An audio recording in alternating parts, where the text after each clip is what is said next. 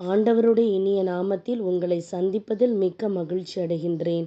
நாம் இன்று தியானிக்க எடுத்திருக்கும் தலைப்பு சத்தியம் உங்களை விடுதலையாக்கும். தியான வசனம் யோவான் அதிகாரம் 8 வசனம் 32. உண்மையை அறிந்தவர்களாயும் இருப்பீர்கள், உண்மை உங்களுக்கு விடுதலை அளிக்கும் என்றார்.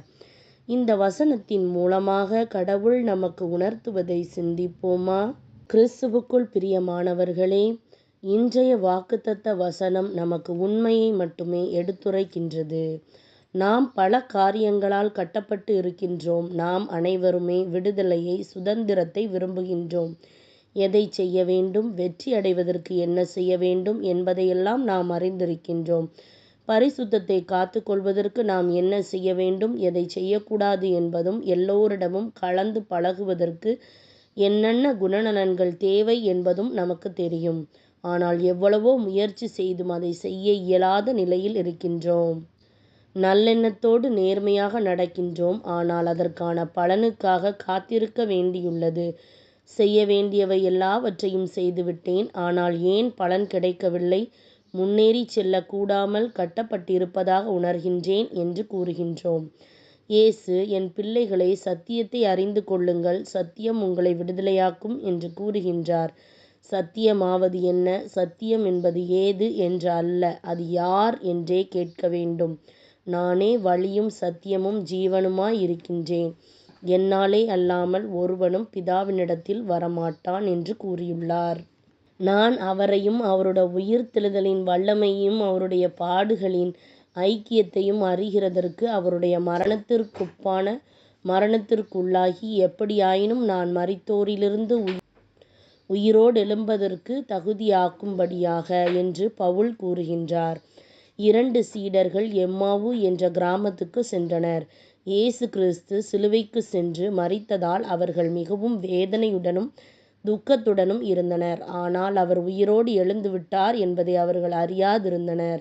அவர்கள் இருதயம் துக்கத்தால் நிரம்பியிருந்தது. இயேசு அவர்களோடு நடந்து சென்ற போதிலும் துக்கம் அவர்களை கட்டியிருந்தபடியினால் அவர்களால் இயேசுவை காண இயலவில்லை. இயேசு அவர்களோடு பேசியபோது அவர்கள் இருதயங்கள் கொழுந்துவிட்டு எரிந்தன. ஆனால் அவர்களால் அவரை கண்டு கொள்ள இயலவில்லை. இறுதியாக அவர்கள், ஆண்டவரே, நீர் எங்கள் இல்லத்திற்கு வாரும் என்று அழைத்தனர். அவர் சென்று அப்பத்தை பிட்டு அவர்களுக்கு கொடுத்தார். அவர் தங்களுக்கு போஜனம் கொடுத்த அன்பை கண்டபோது அவர்களது கண்கள் திறக்கப்பட்டன. அவர்கள் இயேசுவை கண்டனர். அவர் மரித்து 3ஆம் நாளில் உயிரோடு எழும்ப வேண்டும் என்பதை அவர்கள் அறியாதிருந்தனர். இயேசு, மரித்தேன், ஆனாலும் இதோ சதா காலங்களிலும் உயிரோடு இருக்கின்றேன் என்று கூறினார்.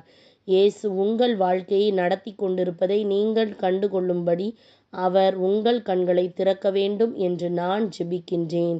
எப்போதும் துக்கத்தை, வேதனையை, தோல்வியை குறித்து பேசி அவற்றால் சூழ்ந்திருப்பதை விட்டு சத்தியமாகிய இயேசு கிறிஸ்துவிடம் திரும்புங்கள்.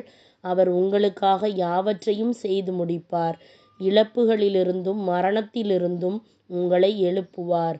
இயேசு பிழைத்திருக்கின்றபடியினால் நீங்களும் பிழைத்திருப்பீர்கள். அவரே சத்தியமாய் இருக்கின்றார். அவர் இன்றைக்கு உங்களை விடுதலையாக்குவார். சிந்திப்போம், வாழ்வாக்குவோம். நாம் ஜெபிக்கலாமா?